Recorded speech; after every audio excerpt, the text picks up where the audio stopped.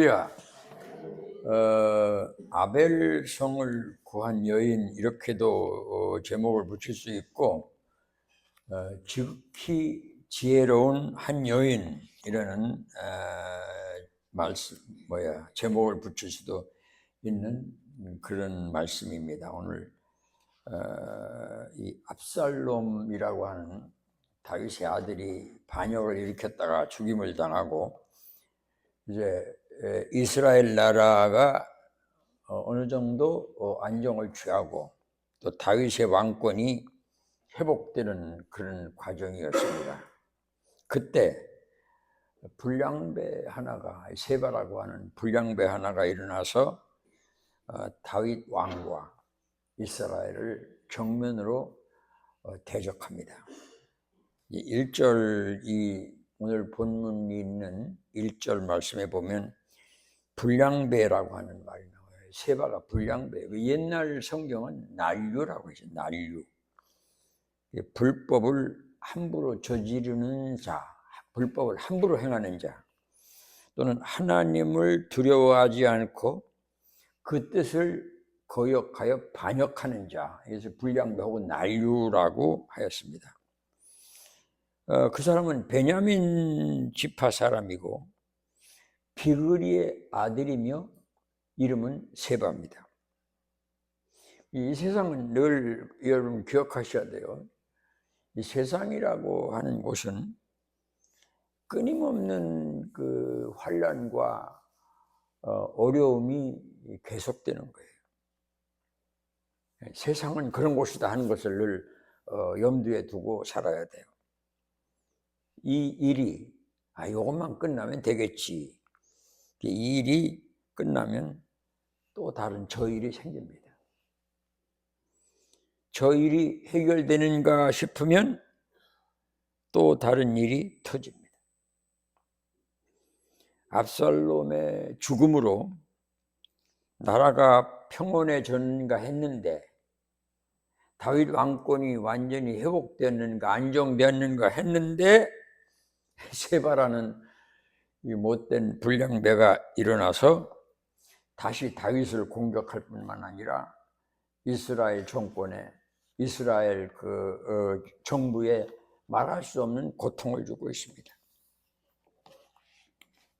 오늘 본문은 다윗의 장군, 다윗의 부하이죠. 장군 요압이 그를 따르는 군사가, 요압과 그 군사들이 반역자 세바, 이 세바는 또 많은 반란하는 사람들을 모아가지고 반란군이 됐습니다.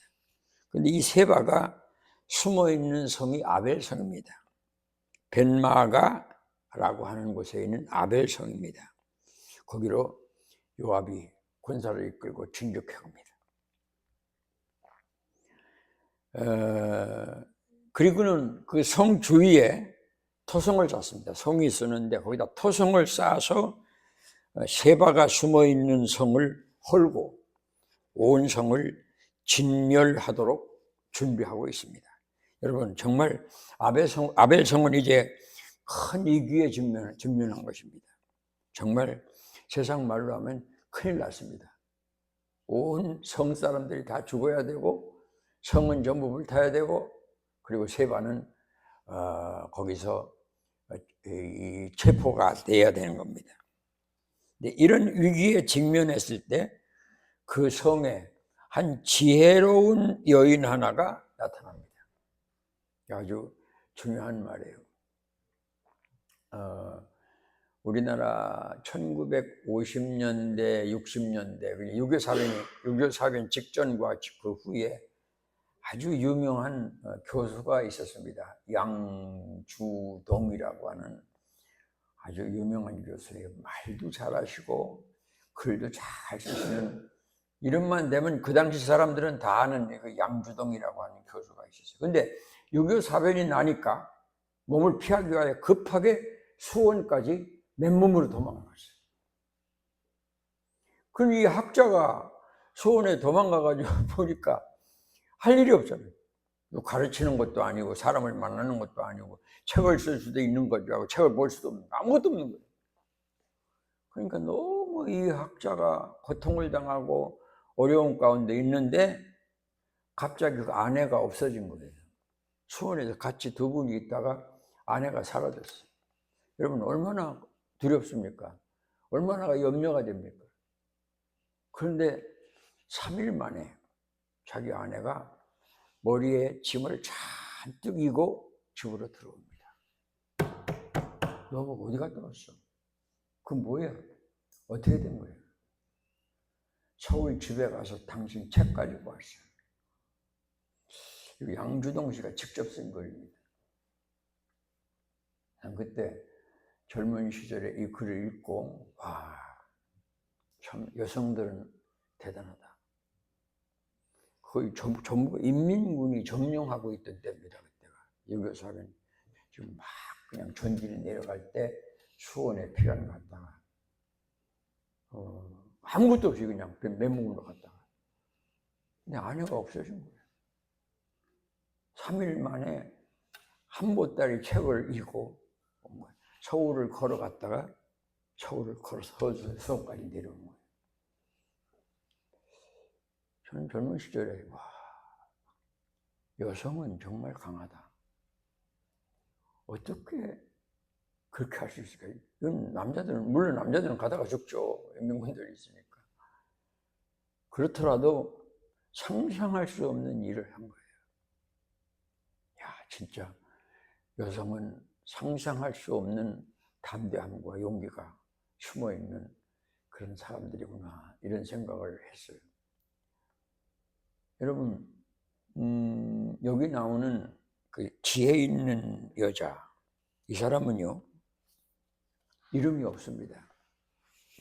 성도 없습니다. 지파도 모릅니다. 또 혈통도 알려지지 않았습니다. 그냥 여자입니다. 그를 가리켜 오늘 성경은 지혜로운 여인이라고 하였습니다.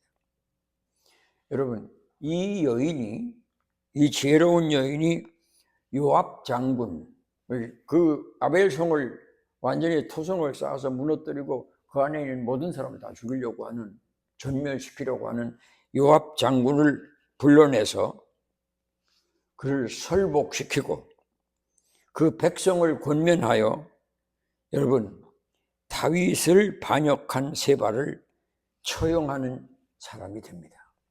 지혜로운 여인이.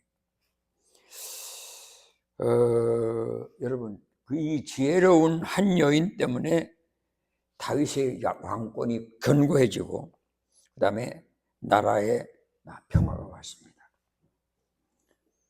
멸망 직전의 아벨성과 그 성 안의 모든 백성이 안전하고 평화로운 삶을 다시 말해서 구원을 받았어요. 이 여인 때문에. 이름은 없으나 참으로 위대한 여인이요. 성도 모르고 혈통도 알 수 없으나 정말 지혜로운 여인입니다. 이 지혜로운 여인이 어떤 사람인가 우리 잠시 생각하면서 은혜 받읍시다. 인류 역사상 여러분 이름도 없고 성도 없는 무명의 여인이 그것도 고대 사회에서 여성의 역할은 노예나 마찬가지입니다. 참으로 그 여성의 역할이 형편없던 때 자기를 아벨성을 공격하러 온 요압이라고 하는 장군을 불러내어 회담한 여장부가 이 사람입니다.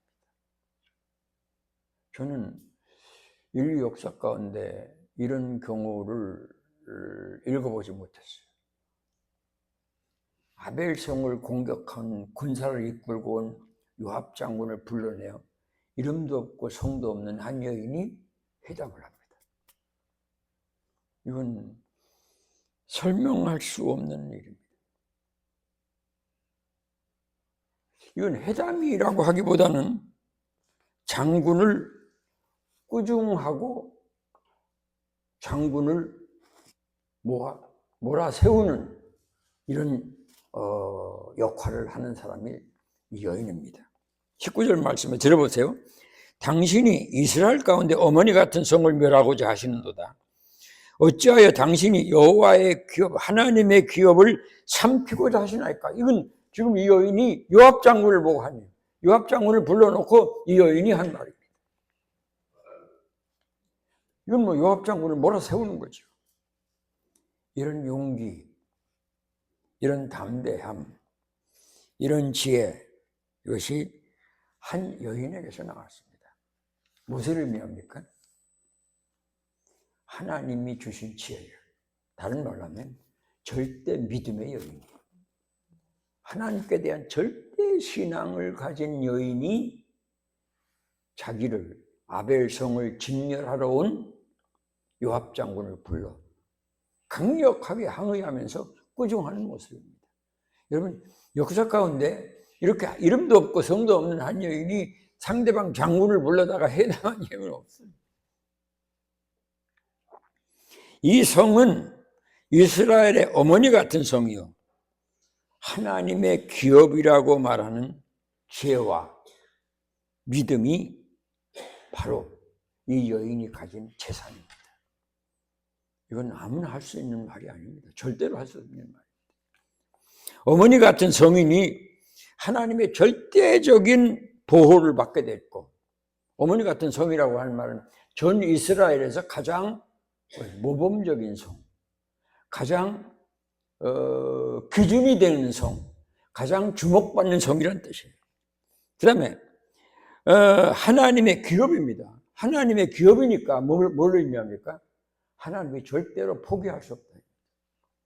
하나님이 보호하시지 않으면 안 되는 곳이라. 절대로 이 성은 하나님의 기업이기 때문에 무너뜨릴 수 없는 성이다, 이런 뜻입니다. 참으로 지혜로운 말이요, 참으로 용기 백배한 말이요, 참으로 대단한 여인의 권면입니다.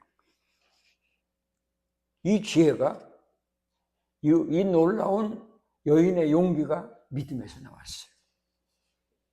그럼 이 말을 듣는 요압 장군은 쩔쩔맵니다. 20절 한번 읽어보겠습니다. 자, 20절 잘 들어보세요.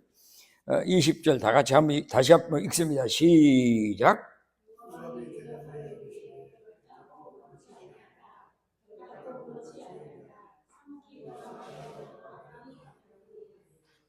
당신 하나님의 기업, 어머니 같은 성을 공격하는 것은 절대로 하나님이 용납하시지 않는다, 이런 뜻이에요. 그러니까 요압이 쩔쩔매는 거예요. 아니에요.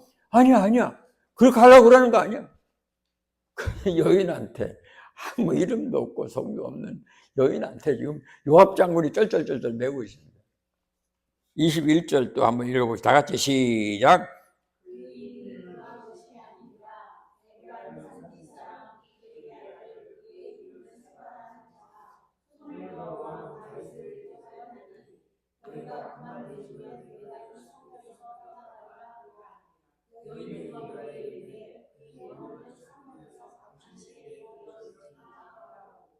지금 요압 장군이 이 여인에게 쩔쩔매고 있어. 아니야. 그렇게 하려고 그러는 거 아니야. 그런 뜻이 아니야. 저는 이 장면을 보면서 역사 가운데 다윗과 골리앗의 스토리는요, 전 세계 사람, 모든 소설가, 모든 정치가, 모든 군인들이 이게 즐겨 쓰는 말입니다. 다윗과 골리앗. 그런데요, 여기는 이 이름 없는 여인과 요압과의 그 회담은 그것과 견줄 수 있어요. 저는 참 대단한 한 여성을 보고 있다, 이렇게 생각합니다. 예수님이 돌아가셨다가 부활하시잖아요. 근데 그 무덤이 장사 지낼 때까지, 지난 후에 예수님이 부활할 때까지 아무 제자도 근처도 못 갔습니다. 그런데 사흘이 되던 날 새벽에 여러분, 예수님의 시신에 향을 바르려고 간 사람들이 여인들입니다. 그러니까 예수님의 부활을 최초로 목격한 사람이 제자가 아닙니다. 이 세상에 존재하는 그 누구도 아닙니다. 여인들입니다. 이 교회는 보면요, 여성들은 밖에 나와서 장로도 아니고 설교도 안 하지만요, 그 하는 일이 훨씬 크고 많아요. 대단해요. 이걸 여러분 아셔야 돼요. 이 세상 말 가운데 그런 있잖아요. 세상은 남자가 지배하지만 세상을 지배하는 남자는 여자가 지배한다. 이 놀라운 사건을 여러분들은 주목하고 받으셔야 됩니다. 이야, 어떻게 아벨성을 진멸하러 온 요압이라고 하는 군대 장관을 이름도 없고 성도 없는 이 여인이 가서 회담을 하느냐. 당신 이런 성을 진멸할 수 있어요? 이런 하나님의 기업을 파괴할 수 있어요? 당신 하나님이 가만히 계시겠어요? 이런 뜻이에요. 그러니까 이 요압이 쫓아내면 아니에요. 그게 아니야. 세바만 잡으면 돼. 여러분, 아벨성의 모든 백성이 두려움에 떨며 죽은 듯 침묵하고 있을 때 호련히 일어선 사람은 이름도 없고 성도 없는 여인입니다. 거기는 별 사람이 다 있을 거예요. 돈 많은 부자도 있을 거고, 성이니까 성주도 있을 것이고, 성을 지배하는 왕도 있을 거고, 다 있을 거예요. 다 쥐죽은 듯 이제 죽었다 라고 그 마지막을 기다리고 있는, 두려움에 떨고 있는 이 성에서 여자가 탁 하나님을 믿을 때, 하나님께 대한 절대 신앙을 가질 때 세상이 감당치 못하는 사람이 되는 거예요. 이걸 여러분들이 아셔야 돼요. 세상 사람 다 침묵하고 이제는 끝났구나. 이거 어떻게 살지? 이럴 때 호련히 일어나는 거예요. 내가 언젠가 얘기했죠. 박지순 목사님이 6.25 사변이 났을 때 인명군이 막 내려오니까 목회하다가 남한으로 내려왔어요. 근데 이제 거기 공산주의가 엄청난 교회를 핍박하니까 그 박지순 목사님이 목회하던 교회 사모님이 그 교회를 목회하다가 이제 돈을 못 견디니까 우리도 남한으로 내려가자 하고 100여 명의 성도와 함께 같이 내려왔어요. 내려오다가 주일을 만나요.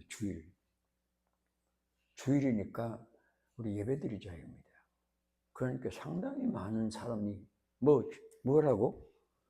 예배드리면 중공군한테, 인민군한테 다 전멸을 당할 텐데 예배드리자고?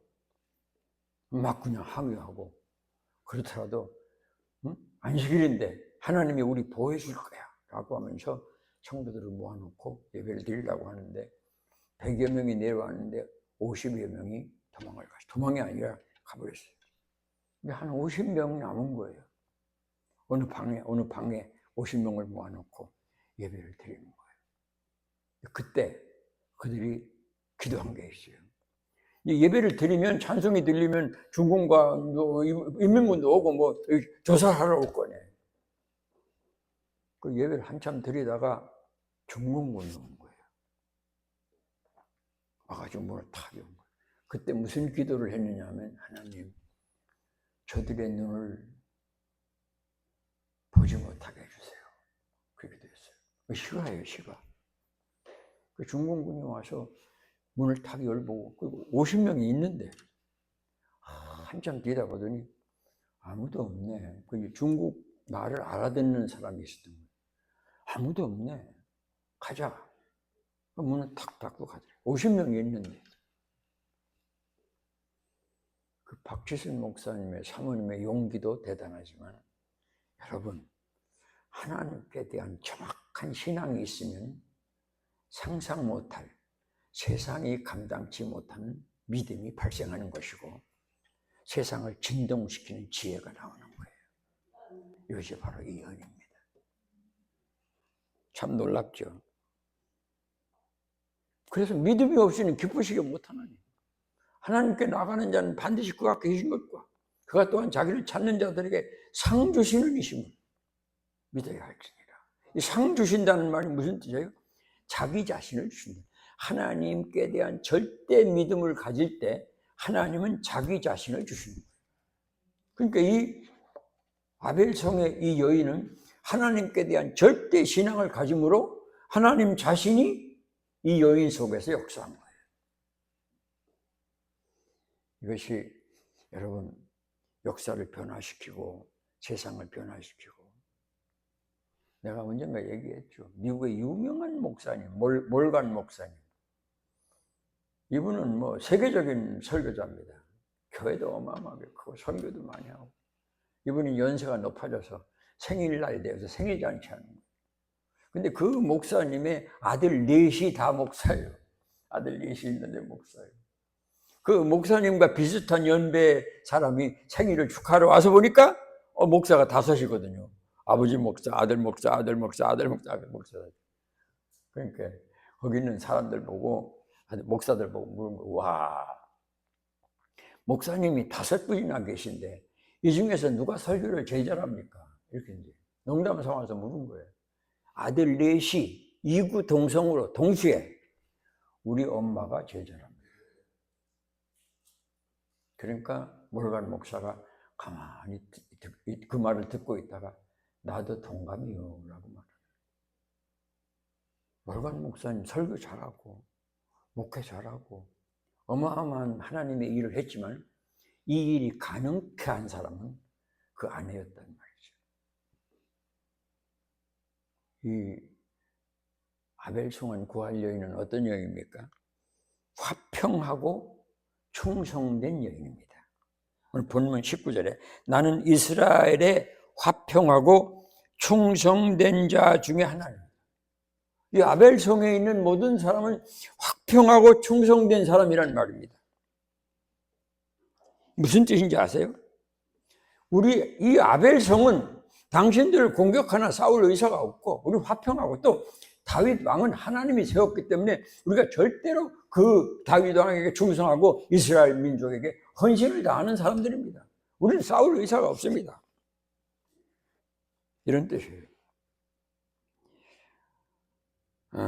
신명기 20장 10절에 보면 이런 말씀이 나와요.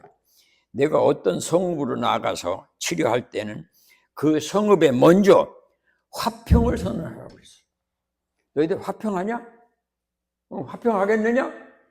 예, 우리 화평합시다. 그럼 전쟁 안 하는 거예요. 그럼 먼저 화평을 선언해야 돼요. 우리는 전쟁 안 할 것이다. 너희들이 이 화평하면 전쟁 안 할 것이다. 이런 뜻이에요. 그런데 요압은 이런 하나님의 명령도 어기고 아벨성을 공격하려는 것입니다. 이 지혜로운 여인이 요압에게 이 사실을 말하며 아벨성 공격이 얼마나 큰 잘못이요 하나님이 원치 않는 일이냐 하는 것을 설명하고 있습니다. 여러분, 이름도 없고 성도 없는 무명 중에 무명인 한 여인의 외침이 요압을 압도하고 있습니다. 나는 화평하고 충성된 자라고 하는 말을 어젯밤에 오랫동안 묵상했어요. 침대에 누워서도 묵상하고 일어서도 묵상하고, 아하, 이것이 교회의 모형이구나. 교회는요, 성도는요, 이걸 아셔야 돼요. 그 누구에게도, 그 어느 사람과도 전투를 하지 않습니다. 자기를 부인하고 오른편 뺨을 때리면 왼편도 돌려야 되는 것이 교회입니다. 그럴 때 교회는 그럼 힘이 없고 바보냐? 아닙니다. 하나님이 그와 함께 하심으로 그를 승리케 하십니다. 그를 높여주십니다. 아벨성은요, 교회의 모형이에요. 화평하고 충성된 것이 교회예요. 세상이 교회에 대해서 돌을 던집니다. 손가락질합니다. 욕합니다. 교회는 어찌해야 됩니까? 사랑을 베풀어야 돼요.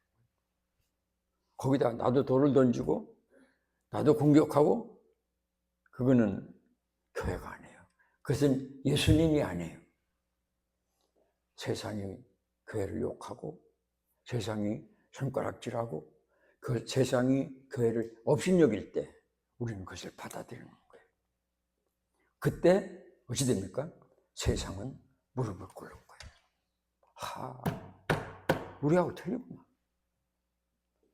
그것이 세상의 빛이요. 그것이 세상의 소금이요. 그것이 그리스도의 편지요. 예수의 향기입니다. 그때 세상이 지는 거예요. 그때 교회는 승리하는 거예요.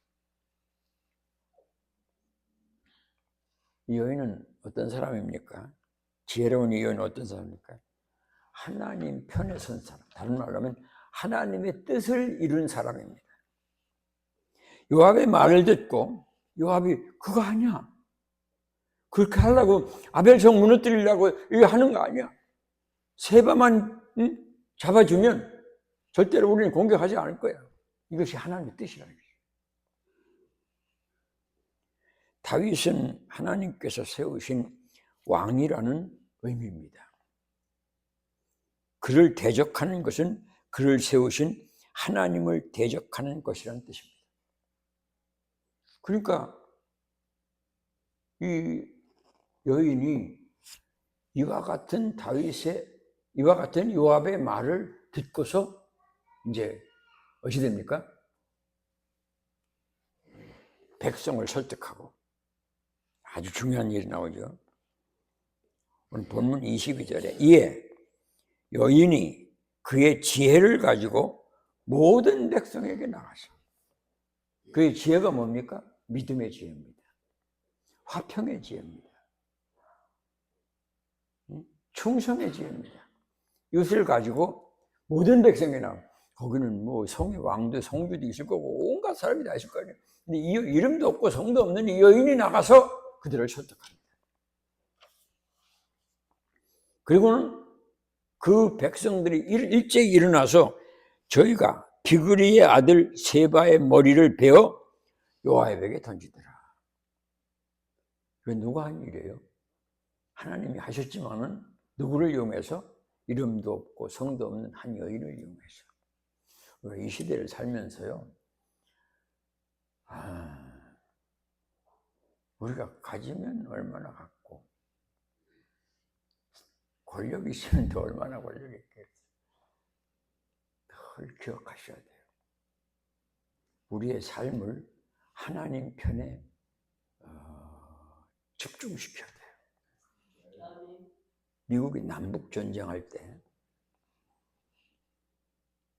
남군이 전부 다 이기는 거예요. 링컨이 지배하는 국군은 지는 거예요. 계속. 그러니까 링컨이 너무나 깊음에 고민에 빠졌잖아요. 그 북군의 한 장군이 링컨에게 와서 카카 염려하지 마십시오. 지금 이 북쪽에 있는 모든 교회들이 일제히 하나님께 기도합니다. 하나님 우리를 도와주소서, 우리 편이 되어주소서 이렇게 기도하고 있으니까 하나님은 반드시 우리를 승리케 하실 겁니다 라고 하니까 링컨이 말합니다.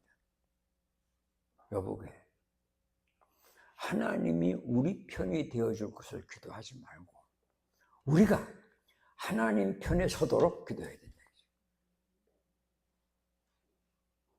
그래서 북군이 하나님 편에 섰잖아요. 그래서 절대적으로 불리한 전세를 뒤집어 엎고 여러분 노예를 해방시키는 승리를 링컨이 획득했잖아요. 우리는 그걸 기억하셔야 돼요. 우리는 그 무엇을 하든지 하나님 편에 서야 돼요. 성경 편에 있어야 돼요. 조금 불리하고 안 되더라도 성경 말씀을 따라가야 돼요. 이것이 하나님의 뜻이 아니다 하면 그냥 안 하는 거예요. 이게 하나님의 뜻이다 하면 힘들어도 하는 거예요. 주님이 원하시는 것인데 라고 하는 거예요. 그럼 우리 생각과 우리의 삶이 하나님이 기뻐하시고 원하시는 것에 집중될 때 여러분 신비합니다. 하나님의 은혜와 하나님의 도우심이 어찌 됩니까? 이삭이 그랄이라고 하는 땅에 가서 여러분 자기는 농사꾼도 아니에요. 목자가 그랄 땅 거기다가 곡식을 심었는데 100배를 얻었어요. 요셉이 17세밖에 안 됐어요. 어린 소년입니다. 보디발 집에 갔어요. 몇백 명의 노예가 있습니다. 베테랑 사람들이 다 있습니다. 거기서 뭐 제일 말단의 노예입니다. 그런데 요셉이 자기의 모든 삶을 주께 의지하고 자기의 꿈을 따라서 하나님의 뜻을 이루어갈 때 어찌 됐습니까? 보디발이 요셉을 보니 하나님께서 그와 함께 하심을 보시며 하나님이 모든 일을 형통케 하심을 보았더라고요. 그러니까 여러분, 그 수백 명의 노예가 다 있는데 갓 사온 17살 먹은 요셉을 총무로 삼은 거예요. 모든 노예를 다스리고 그 가정의 모든 일을 책임지는 총무가 된 거예요. 그러니까 어찌 됐습니까? 하나님이 요셉을 위하여 밭에 있는 소유물과 그 모든 일을 형통케 하시고 복을 주셨다고 했어요. 우리가 왜 마음에 평화가 없느냐? 하나님께 맡기는 삶이 없기 때문에. 하나님의 뜻을 따르면요, 이상하게 신비하게 하나님이 시와 때를 따라서 평안을 주십니다. 하나님의 뜻을 따를 때요, 능력이 임하고요, 백성이 설득되고요, 이것이 하나님의 안에 있는 지혜입니다. 제가 목회하면서 여기 장로님도 계시지만 한 번도 장로님들과 언쟁을 해본 일이 없어요. 어떤 일을 결정하려고 이렇게 하면 장로님 중에 한 사람이라도 그건 목사님이라면 대본에 딱 써요. 그러면 당에도 스톱, 그 일도 스톱. 그냥 안 합니다. 하나님이 해주시기를 기다립니다. 그러면 그 반대했던 그 사람이 나에게 전화를 하든지 찾아와요. 목사님, 제가 그때 그렇게 말씀드렸는데 하시죠. 하나님 편에 서면 되는 거예요. 여러분, 우리 자녀들도 우리의 삶의 현장의 그 모든 일에서도 하나님 편에 있으면 되는 거예요. 우리가 자꾸 내가 무엇을 해보려고 하는 거예요. 내가 어제 제 아내한테 그런 얘기를 했어요. 난 우리 조성일 목사님은 참 미안한 게 하나 있다. 뭐냐, 내가 아들 셋을 키우면서 단 한 번도 매를 대본 일이 없어요. 조성일 목사가 초등학교 3학년 때 뭐 조금 잘못한 게 있어요. 이걸 고쳐야 되겠다. 동생들도 있는데. 그래서 내가 매를 댔어요. 그것이 지금까지 내 마음속에 후회가 되는 거예요. 참말이에요. 그래서 절대로 조 목사님께는 내가 무슨 말도 안 해요. 그때 잘못을, 그 어린 것을 내가 때렸다. 엊그저께 텔레비에 실화입니다. 그건 1960몇 년도인가 무슨 다리죠? 한강에 무슨 다리가 무너졌죠. 성수대교. 네. 성수대교가 무너질 때 출근하던 사람과 학생들이 많이 죽었는데 그 중에 여자고등학교 2학년 학생 하나가 죽었어요.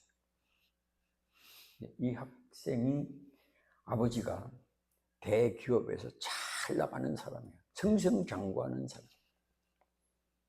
이 사람이 고등학교 2학년 여학생이 뭘 조금 잘못했는가 봐요. 때렸어요. 그런데 이 여학생이 학교 가다가 성수대교가 무너질 때 거기서 죽었어요. 시신을 가지고 여학생이 가방을 가졌어요. 가방을 열어보니 아빠에게 보낸 편지가 있어요. 아빠가 나 사랑하는 거 알아. 아빠가 나를 때린 것은 나를 때린 게 아니야. 나의 잘못을 때린 거야. 나 정말 아빠 사랑해. 아빠에게 미처 주지 못한 편지가 거기에 들어있는 거야.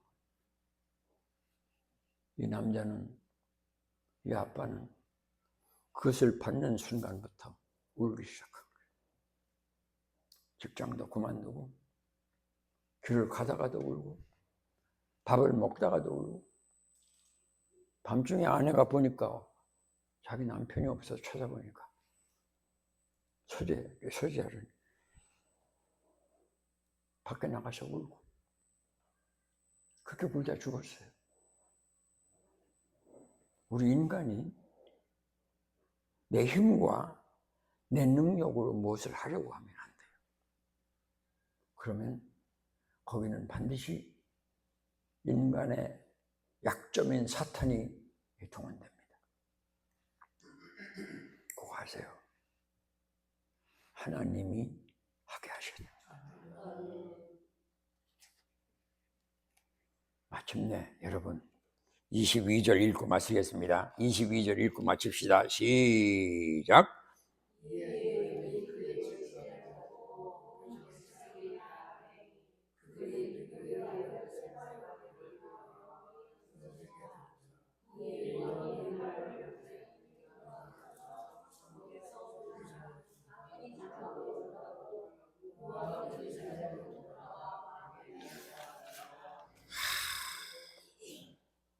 여러분, 반란이 평정되었어요.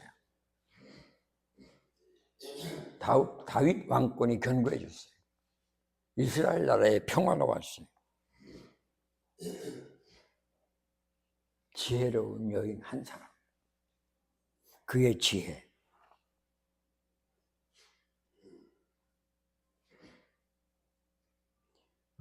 잠언서 14장 1절에 보면 지혜로운 여인은 자기 집을 세우되 미련한 여인은 자기 손으로 그것을 하느니라.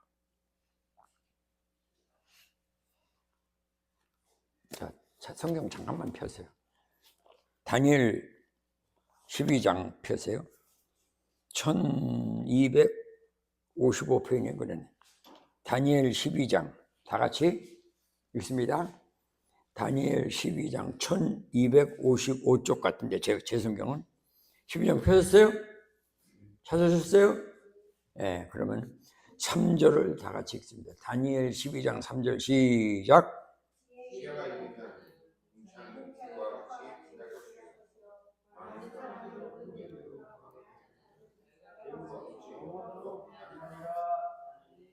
세상에 왔다가 이런 멋진 삶을 살고 가야 될 거 아닙니까?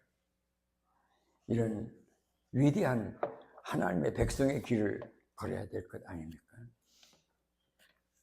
이 아름다운 삶으로 여러분의 남은 생애를 이 여인같이 이름도 없고 빛도 없고 뭐 아무것도 아닌 것 같은데 여러분 하나님 편에 서서 믿음으로 주의 뜻을 이루어갈 때 하나님의 능력이 임하고 제 권능의 선이 우리를 축복하심으로 100배나 얻을 수 있는 은혜의 삶을 살 수 있는 줄 믿습니다.